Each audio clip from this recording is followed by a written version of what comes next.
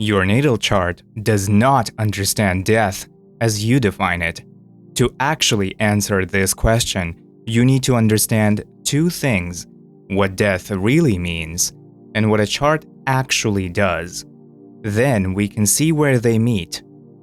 So, let's look past the surface level boogeyman stories of 8th house transits, doomed placements, and negativity bias presented as insight.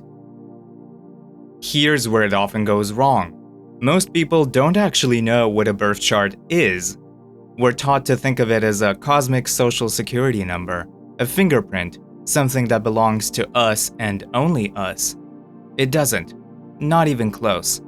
A birth chart is a snapshot of the entire world at the moment you were born. Assuming that it's only about you is almost comical. Think of it this way: you're born in a country, but you're not the only person from that country. You're part of a family, but you're not the whole family. You absorb your context and shape an identity out of it, yes, but you're not that entire context. That's exactly how a birth chart works too. We are the chart, but the chart isn't us. Not just us. We are the surfer. The chart is the wave. It's not abstract. Someone was born in New York City during 9/11. The exact second you signed your lease was the exact moment someone else filed for divorce or sat in a hospital waiting room. Today's transits are somebody's birth, even if today is just a regular Tuesday for you. Your chart is somebody else's Tuesday too. Which raises an obvious problem. If a chart tracks countless things at once, even in the exact second you were born, they're clearly not all dying together. Death for one droplet in that wave isn't death for another. Furthermore, a wave does not stop existing just because a surfer gets off of it. Vettius Valens, an ancient astrologer, has been dead for nearly 2,000 years, and yet his chart is still active. His zodiacal releasing is still ticking. Him clocking out did not affect the chart in the slightest. And finally, a chart isn't a list of fixed events. It's a map of potential. When a wave hits a cliff, the outcome for the wave as a whole is obvious and concrete. But every droplet within that wave can hit that same cliff completely differently. Some droplets are absorbed back into the sea. Some jump onto the ground and nourish the plants there. Some turn to mist. The overall prediction came true. The wave crashed into a cliff, but every smaller entity within still achieved different results.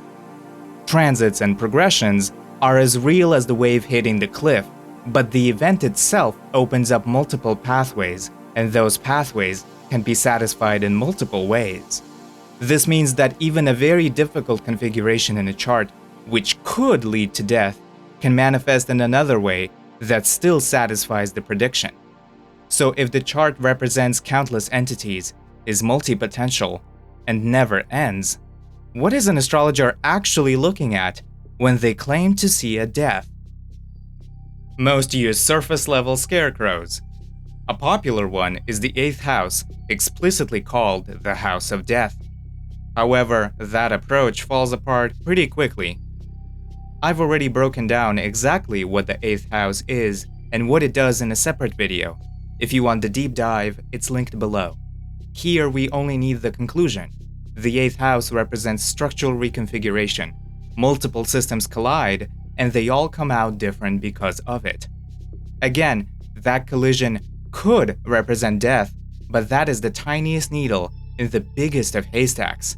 The 8th house is active 24/7, and yet you're alive. Death is a singular, one-and-done event, whereas the 8th house is permanently cyclical.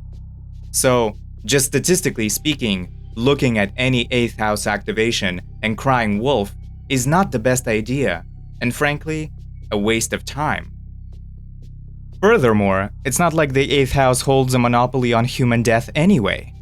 Our death can walk through any door. Our definition of death is a cessation of consciousness, the complete erasure of the baseline of identity.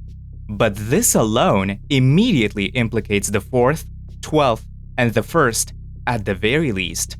On top of those houses, a body simply failing is a 6th house thing. A car crash is the 3rd house. Being caught in the crossfire of a revolution is the 11th. A tumor growing is easily linked to the 9th, so on and so forth. Death doesn't live in one house. In fact, it activates all of them, because death as we define it is never a specific kind of event to begin with. So, does that mean that the 8th house's ties to death are wrong? No.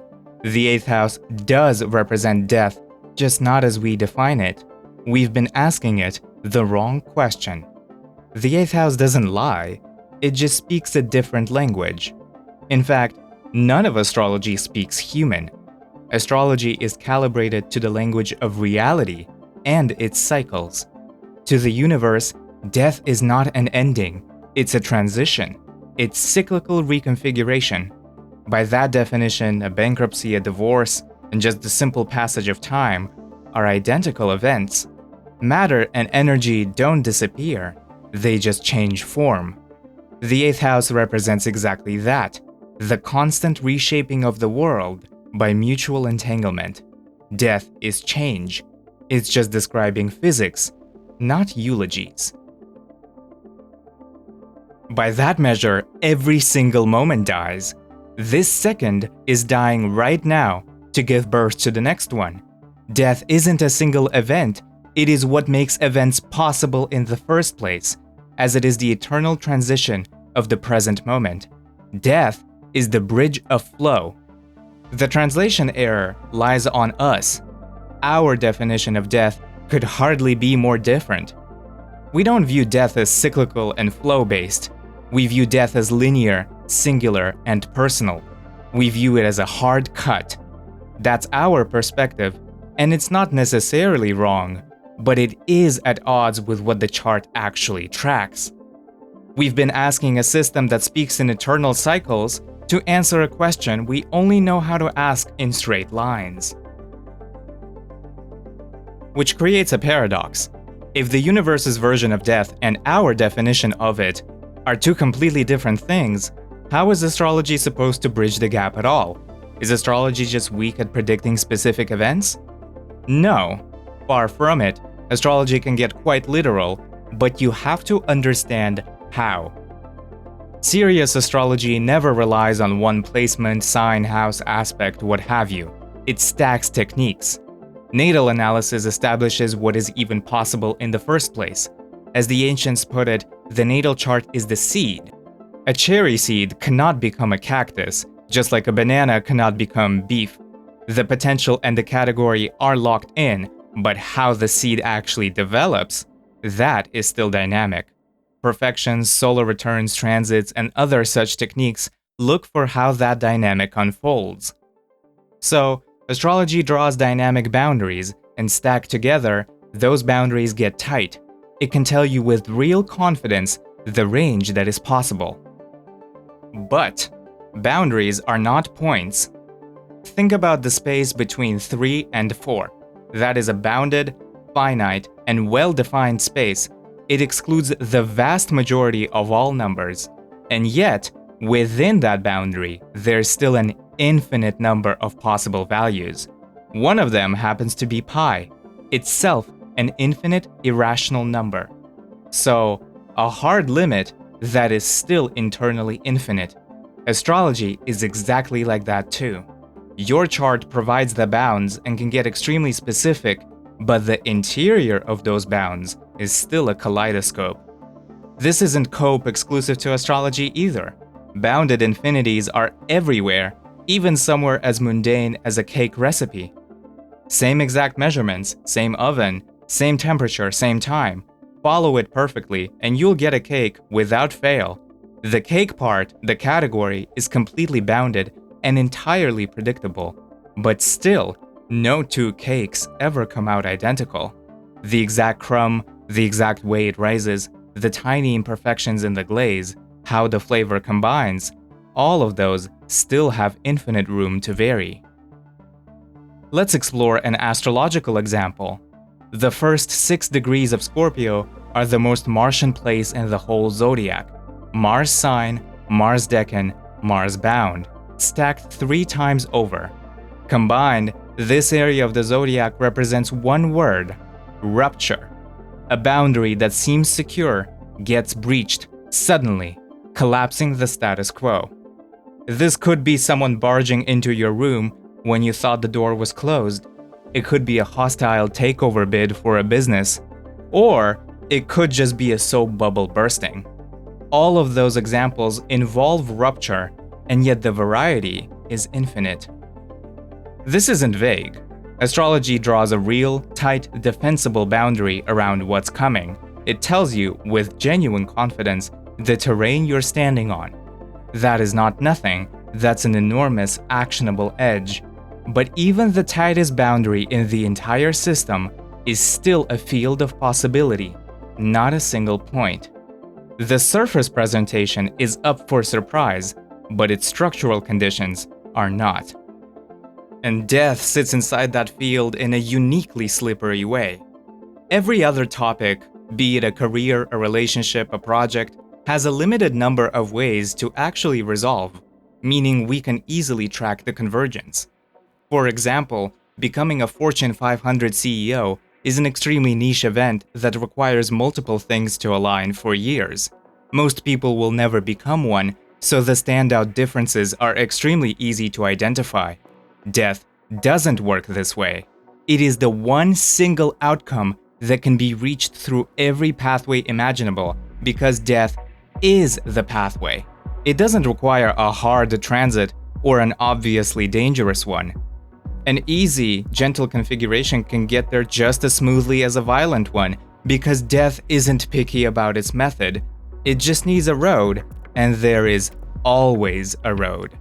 You can't just wish yourself to become someone else right this second, but you could die right now by just ceasing to breathe. The exit is always there. We all die, invariably. It is the one thing we are all guaranteed to do, which means the very thing that makes death so absolute is also what makes it nearly impossible to isolate in a chart. Too many roads lead to the same place, and most of them don't look dangerous at all. So here's where that leaves us. Astrology reads terrain. It tells you the shape of the landscape you're walking with precision. That's genuinely valuable. It's not a coin flip, nor is it vague.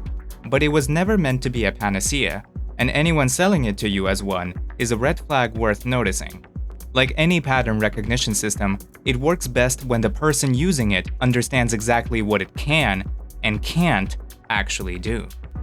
But you would be right to ask the question, if a chart can't hand you a single fixed outcome, what good is it then? What is the practical use of astrology? Your chart is a wave, not a scoreboard. The wave is fixed. Its shape, its swells, where it's breaking, where it's headed, that's locked, not up for change, no matter how much you want it to be. Those are your bounds. That's what the natal chart seeds and locks in. But how the seed unfolds is dynamic. The wave doesn't change, but two people will ride it completely differently. Skill matters. You read the water, you notice which way it's breaking, how steep it is, which part of the wave heads for the cliff, and which heads for the sand, or which part of it forms a riptide. How you route is entirely up to you. That's what astrology is actually for.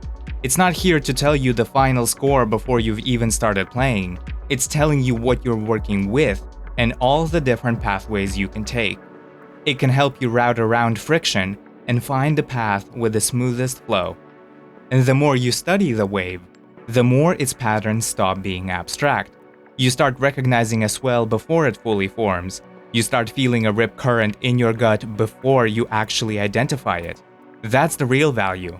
Building a kind of subconscious fluency with your own forces, so that recognition becomes second nature. Astrology is a way to open your eyes. It's not the only one, and it was never meant to be.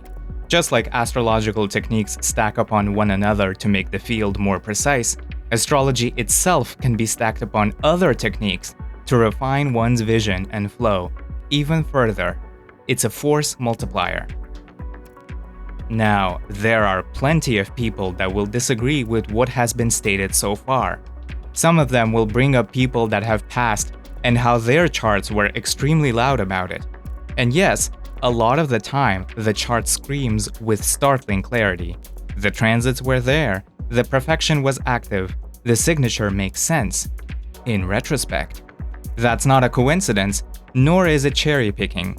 It's just how verification works. Confirming that a specific answer satisfies a set of conditions is easy. You're checking one thing against a known outcome. It's linear, and it makes perfect sense. Predicting it beforehand is a completely different complexity by orders of magnitude that humans were simply not built for. You're not checking the logic of an established path anymore. You're searching millions of possible paths, all satisfying the same conditions, to find the one that's going to happen before it happens, with no outcome nor context to check against. That's not a harder version of the same task. It's a different order of computational problem entirely. And again, this difficulty is not unique to astrology either. It shows up constantly in mathematics and computer science. Checking if a solution is true is cheap. Finding it in the first place is brutal. This asymmetry is the backbone of encryption and the internet as a whole. That's right, astrology faces the same mathematical limits that secure global banking. Now, this gap doesn't mean the answer doesn't exist. The answer to the question of can astrology predict death is yes, without a doubt. The chart has the math, but you don't have the compute. And that's probably the worst kind of answer. Confirming that there is a pathway you can catch, but that it takes far more computation than you can reliably muster, is the biggest tease there is. And if anyone does ever flatten that asymmetry, if they find a way to computationally isolate any unique entity within a chart with 100% precision and predict which death pathway will invariably snap shut, think of what that would actually mean. The ability to reliably know when a person will die is the ability to reshape the global markets and politics as we know them. Reliable foreknowledge of death wouldn't be a YouTube video, and it certainly wouldn't be a $50 reading. It would be the single most valuable, most dangerous piece of information on the planet, and it would never, ever be given away for free. So when someone claims they've cracked it, that they can look at your chart and tell you when you'll die, ask yourself why they're telling you, of all people, for free, instead of quietly using it to reshape the entire world with them at the center. But the more important question is, why are you asking? Because outside of a handful of genuinely rare situations, a personal fixation on mortality isn't really a curiosity about astrology. It's usually a signal about something else entirely. Astrology is a neutral instrument, and it is not weak. It is a powerful tool, and power does not have morality.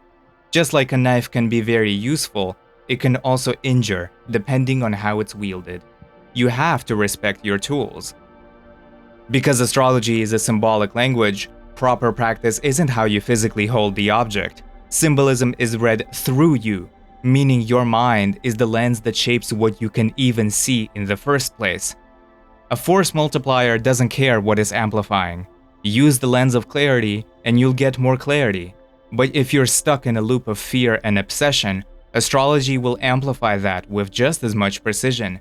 The tool doesn't distinguish. The knife simply cuts. This is true of basically every practice, not just astrology.